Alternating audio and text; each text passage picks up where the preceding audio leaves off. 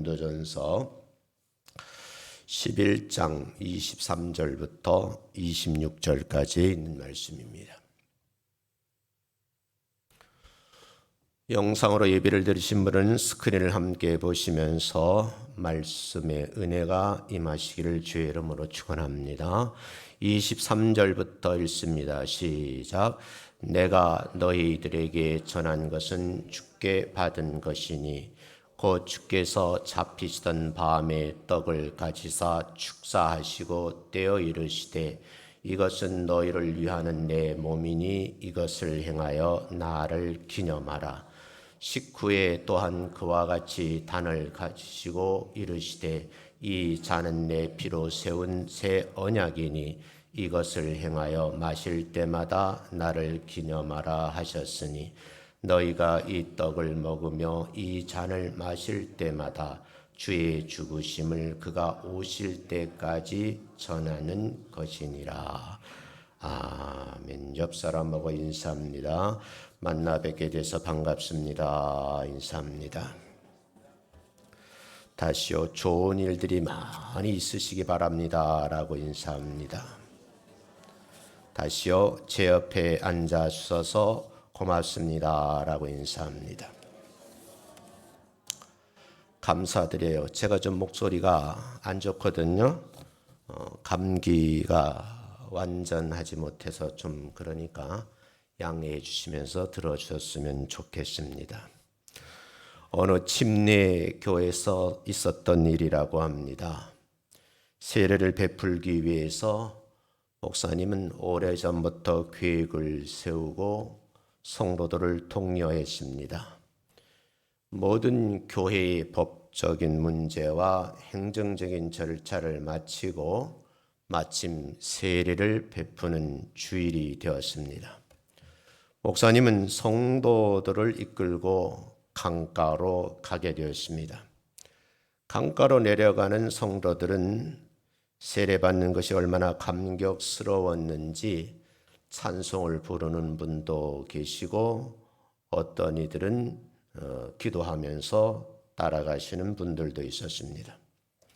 이 교회는 침례 교회이기 때문에 세례 예식을 침례라는 방식을 사용합니다. 모든 성도들이 목사님의 안내에 따라서 강 안쪽으로 걸어 들어가서 온몸을 물에 잠그는 방식의 세례입니다. 순서에 따라 세례가 진행되고 있는데 그때에 한 청년이 기를 쓰고 오른손만은 안 된다고 하면서 침례를 거부하기에 이르렀습니다. 목사님은 완전 침례를 거부하는 이유가 뭐냐고 물어보게 되었어요. 이 청년이 참으로 귀한 답을 합니다. 목사님, 저는 직업이 소매치기인데 이 오른손마저 물속에 집어넣어 버리면 이후 나는 뭘 먹고 삽니까? 그렇게 답을 하더랍니다. 그러면서 오른손만은 물속으로 들어갈 수 없다. 그런 얘기를 하더라는 거예요. 교회가 뭐 하는 곳이냐? 성례를 베푸는 곳이라고 그래요. 개신교에서는요, 두 가지 형태의 성례를 집례를 하는데 하나는 세례고 하나는 성만찬입니다. 참고로 가톨릭에서는 칠성례라 해서 가끔 결혼식 또는 장례식에 참석해 보면 이 미사를 집전할 때 보통 1시간 반에서 2시간 정도 하지요. 가톨릭에서 결혼한 신부 얘기를 들어보니까 그때 결혼식이 아니라 허리 끊어주는 줄 알았습니다. 그런 얘기를 하는 얘기를 들은 적이 있어요. 세례를 베푸는 방법에도 여러 가지 형태가 존재합니다. 제가 말씀드린 대로 일부 교파에서는 세례식을 침례를 주장합니다. 침례교에서는 우리가 읽는 성경 개역 개정판을 읽으면서도 세례라는 말을 침례로 고쳐서 읽기도 합니다. 일부 좀 너무하다 싶은 생각이 들지만 세례는 요단강에 가서 해야 된다. 그래서 요단강으로 비행기를 타고 가서 하는 그런 교회도 있다고 합니다. 그래 침례교에서는요 강가에 가기도 하지만 그럴 수 없을 때는 일정 장소에 큰 수조를 활용을 해서 성도들을 불러 모아놓고 온몸을 잠그는 그런 침례를 행하기도 합니다. 우리 개혁파교회 장로교에서는 약식 세례로 수세례를 집례한답니다. 오늘은 우리가 함께 모여서 하나님 말씀을 나누면서 그리스도의 사랑과 은혜를 함께 나누는 성례에 대해서 말씀을 좀 드리려고 합니다. 교회는 성례를 베푸는 곳이다 하는 걸 전제했어요. 우리가 어떻게 하나님의 계획을 이루어가면서 우리 신앙을 깊게 강화할 수 있는지 살펴볼 수 있는 좋은 시간입니다. 본 교단헌법 신앙고백 제27장에는 성례에 관한 규정이 있습니다. 구체적인 내용을 소개하기는 어렵지만 굉장히 진솔하게 소개되어 있습니다. 그런가 하면 교단헌법 28장에서는 세례에 관련 내용이 규정되어 있고 29장에는 주의 성만찬에 대해서 규정을 하고 있습니다. 본문을 통해서 보면 우리에게 주시는 가르침과 깨달음도 있는데 함께 좀 여러분이 공부하시는 의미에서 저와 함께 말씀을 같이 나누기를 원합니다. 먼저 베드로전서 3장 21절 말씀을 보고 설명을 하도록 하겠습니다. 21절 말씀 준비됐으면 띄워주시기 바랍니다. 읽습니다. 시작. 물은 예수 그리스도께서 부활하심으로 말미암아 이제 너희를 구원하는 편이 곧 세례라. 이는 육체의 더러움 제하여 버림이 아니요 하나님을 향한 선한 양심의 간군이라. 잘 이해가 되셨는지 모르겠어요. 세번역 성경을 인용해 보면 이 세례는 그랬어요. 세례는 물로 주잖아요. 그것은 지금 여러분을 구원하는 세례를 미리 보여준 것입니다. 세례는 육체의 더러움을 씻어내는 그런 행위가 아니라 예수 그리스도의 부활을 힘입어 선한 양심을 가지려고 하나님께 드리는 호소입니다. 이렇게 번역을 했어요. 방금 말씀드렸지만 아무리 가르쳐도 교육을 시켜도 제대로 이해하지 못하는 청년이 강가에서 세례를 받으면서 직업을 생각하고 이 손만은 못 잠그겠다고 하는 아이러니한 현상이 벌어지는 것도 오늘 소개하는 21절 말씀을 제대로 이해하지 못했기 때문이 아닌가 그런 생각을 해보는 거예요. 그래서 제일 먼저 이 성례는 우리에게 하나님의 사랑을 상기시키는 중요한 방법 중에 하나다 하는 것을 잊으시면 안 되겠다 하는 말씀을 먼저 말씀을 드리겠어요. 세례는요, 예수님이 부활하신 것을 상징하는 것이고 그 다음은 구원을 가져다준 표라는 거예요. 세례는 몸을 씻는 것과는 관계가 없고요. 하나님과 바른 관계를 맺고자 하는 마음에서부터 출발을 한다. 그래서 원문에서는 표라는 단어를 사용했는데 같은 의미로는 상징이라는 의미예요. 해석을 하면 구원하는 표, 구원을 가져다주는 상징이다 그런 뜻이에요. 그런가 하면 육체의 더러운 것을 제하여 버림이라는 말은 몸을 씻는 것과 같은 의미를 가지고 있다 이렇게 볼 수 있어요. 이 세례는 육체의 더러움을 제하는 것이 아니라 하나님을 향한 선한 양심의 선한 요구로서 정결한 양심을 구하는 그런 의식이기에 예수 그리스도의 부활로서 이루어진 섬김의 표다. 그런 말씀으로 여러분이 이해를 하셨으면 좋겠어요.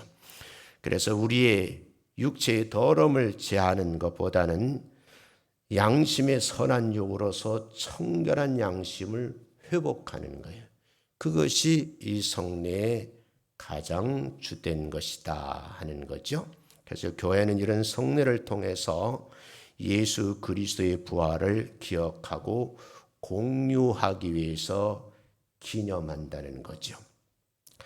세례는 그리스도의 부활을 상징하기도 하고 그리스도께서 우리의 죄를 대신 지고 우리를 새로운 삶으로 이끄시는 거룩한 예식이죠. 물로 잠시 잠기고 다시 나오는 것이 아니라 그리스도의 부활과 함께 새로운 인생으로 거듭난다 하는 의미가 담겨져 있다 하는 것을 잊지 않으셨으면 좋겠어요. 크게 두 번째, 성례는 교회 공동체 형성의 아주 중요한 부분이라는 거죠. 제가 오늘 성례를 준비하면서 많은 고민을 했어요.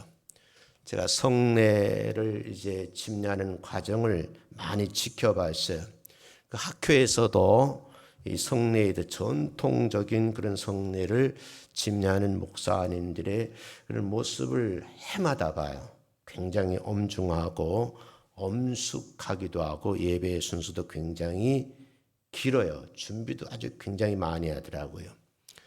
그런가 하면 영국 교회 가서 보니까 우리나라와 같지 않고 통빵을 준비하더라고요. 그리고 포도주도 잔에 따르지 않고 큰 대접에 담아서 목사님이 들고 계시면 목사님이 말씀한 떡을 직접 떼어서 입에 넣어주고 포도주 잔을 들려주면 함께 마시는 거예요. 특히 여성들이 오니까 옆에 있는 안내하시는 분이 랩킨을 준비했다가 립스틱이 묻으면 닦는 방법을 선택하면서 거의 1시간 정도 그렇게 성례를 집례하는 것을 봤어요.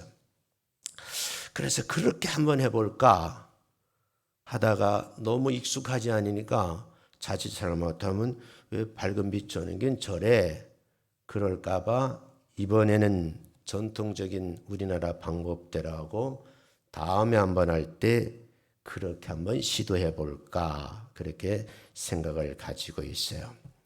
세례는요, 우리를 하나님의 가족으로 받아들여지는 순간이기에 거룩한 예식이죠. 이 거룩한 예식에 참여하는 성도들은 믿음의 가족이 하나로 뭉쳐지게 하는 또 하나의 성례가 있는데 성찬식이라는 거죠. 그래서 교회법에서는 이 성만찬에 참여하는 것을 제한을 하고 있어요. 아무나 참석하는 것은 아니고 교회에 입교를 해서 세례받은 교인 이상 참여하는 것으로 이렇게 제한이 되어 있다 하는 것도 여러분이 함께 알아두시면 도움이 되지 않을까. 그래서 오늘 미리 말씀을 좀 드립니다. 고린도전서 11장 23절부터 26절 중심으로 보면 만찬의 중요성에 대해서 얘기를 하고 있거든요. 우리는 이 성경 구절을 통해서 어떻게 주님이 제정하신 만찬에서 우리가 함께 동참함으로 우리의 믿음을 강화시키고 이랬던 믿음을 회복시키는지에 대해서 좀 알아보려고 합니다. 이 구절에서는요, 특히 강조하는 것이 우리에게 주님의 사랑을 상기시켜 준다는 거예요. 오늘 성례에 참여하면서 주님의 사랑을 회복하는 그런 특별한 계기가 되시기를 주의 이름으로 축원합니다. 성경은 말하죠. 이것이 내 몸이요 너희를 위함이 부족치 아니하다는 말씀이 있어요. 주님의 희생을 통해서 우리에게 보여주신 주님의 사랑을 다시 한번 상기하면서 회복하는 은혜의 시간이 되시기를 주의 이름으로 축원합니다. 두 번째는요, 주의 만찬은 우리의 고백과 근심을 통한 회복의 기회를 제공한다. 그런 뜻이에요. 성경 마태복음 20장 16절 말씀에 보면은 이런 말씀이 있어요. 너희가 일임하든지 너희가 다함하든지 하라, 이런 말씀이 있거든요. 왜 이 말씀을 하셨을까 하는 생각을 좀 해보는 거예요. 이 말씀은 예수님께서 제자들에게 하신 말씀인데, 제자들은 예수님의 뜻과는 관계없이 예수님이 유대인의 왕으로 등극을 하게 되면 누가 저 높은 자리에 앉을까, 그런 생각으로 서로 다툼을 하시는 것을 보게 되었어요. 그래서 주님께서 제자들에게 너희가 일임하든지 너희가 다함을 하든지 하라 하는 말씀을 통해서 자신의 욕심을 좀 벗어버리고 오직 하나님의 나라를 위해서 일하라 하는 가르침이라는 거죠. 이 말씀은 우리에게도 중요한 가르침을 주어요. 우리의 욕심을 버리고 하나님의 나라를 위해서 일해야 될 줄로 믿습니다. 꼭 그렇게 다짐하는 시간이 되셨으면 좋겠어요. 세 번째는요, 이 만찬은 우리의 믿음을 강화시켜서 우리를 하나로 연결시켜 준다는 거죠. 이 명령을 지키는 것이 너희 기념하기를 내게 하기 위함이라는 말씀이 있는데, 만찬을 통해서 주님과의 관계를 강화하고 서로의 관계를 회복시키는 수단이 되었으면 좋겠다는 거죠. 성도들이 한 교회에서 신앙생활을 하면서 너는 너고 나는 나다 하는 식의 관계 형성이 잘 안 되는 경우가 있어요. 우리가 오늘 이 말씀을 같이 나누면서 우리의 믿음을 강화시키고 우리 믿음의 형제요 자매라는 그런 의식으로 이 예식에 참여해 주셨으면 좋겠다 하는 말씀을 드립니다. 네 번째는요, 이 주의 성만찬을 통해서 우리는 주님의 재림을 기다려야 된다는 거죠. 그래서 주님이 재림하실 때까지 반복해서 강조하죠. 기다리라는 말씀이 있어요. 우리가 주님의 재림을 고대하고 주님의 약속을 믿음으로 받아들이는 이 시간을 여러분이 잘 활용하셔서 재림 신앙에 굳게 서 있으시는 여러분 되시기를 주님의 이름으로 축원합니다. 크게 세 번째는, 성례는 우리에게 개인적 신앙을 강화하는 데 도움이 된다, 그런 말씀을 드리고 싶어요. 우리가 주님의 부활을 우리가 기리면서 성찬을 하면서 주의 살과 피를 나눌 때 우리 신앙이 톡 뜨거워지고 우리의 믿음이 돈독해지면서 새로운 소망을 품는 그런 특별한 시간이 되시기를 주님의 이름으로 축원합니다. 우리의 고난과 어려움을 십자가와 함께 나누는 순간 그리스도와 함께 사는 새로운 삶의 시작이 되어야 된다는 거죠. 만일 교회 교육에서 제대로 받았다고 하면 젊은 청년이 세례를 받는 그런 침례식에서 항변할 것이 아니라 내가 그 몹쓸 짓을 하는 손을 담가서 씻음을 받고 다시는 그런 일을 떠나서 하나님을 위하고 세상 사람들을 위한 거룩한 손으로 거듭난다고 하면 참다운 세례에 동참하는 젊은이가 되지 않았을까 하는 안타까운 생각이 들더라고요. 오늘 우리는 이 개인적인 신앙을 강화하는 데 도움이 되는 성례를 집례함에 있어서 여러분에게도 은혜가 되고 저에게도 유익이 되는 그런 특별한 시간이 되었으면 좋겠습니다. 제가 이 설교 원고 굉장히 길어요. 긴데 이걸 다 하면 여러분들에게도 힘드니까 필요하다라면 원고를 단톡방에 올려서 도움을 받도록 그렇게 하겠습니다. 어떤 분이 묻더라고요. 세례와 성만찬은 성례인데 누가 집례합니까? 그러는데 평신도가 할 수가 없고 이 성례는 목사로 임직받은 그런 목사님들이 집례하는 대표적인 사역이다. 이렇게 여러분이 아시고 거룩한 이 시기에 참여하셔서 은혜를 받는 복된 시간 되시기를 주의 이름으로 축원합니다.